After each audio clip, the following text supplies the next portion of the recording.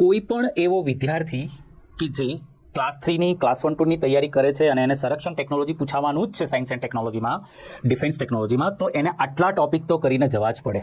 કયા ટોપિક છે? સૌથી પહેલો તો મિસાઇલ ટેકનોલોજી. મિસાઇલ ટેકનોલોજી તમારે કમ્પલસરી કરીને જવી પડે. આ ટોપિક તો આવે જ. બીજો, ભારતની નેવી એટલે કે ભારતીય નૌસેનાના નવા જહાજો, જે હાલમાં જેટલા પણ નવા જહાજો બની રહ્યા છે, નવા જહાજોનો મતલબ કે કોઈ ડિસ્ટ્રોયર છે, કોઈ કોર્વેટ છે, કોઈ ફ્રિગેટ છે, કોઈ એરક્રાફ્ટ કેરિયર છે, સબમરીન્સ છે, એની વાત છે.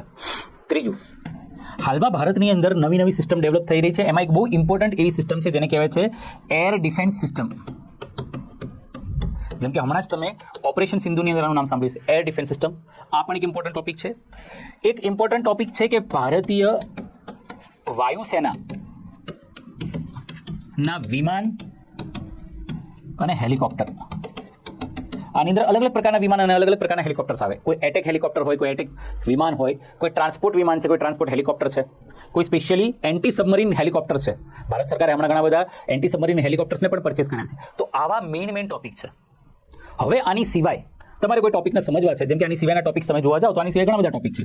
જેમ કે આની સિવાય તમારી પાસે એક ટોપિક છે ભારતીય આર્મી.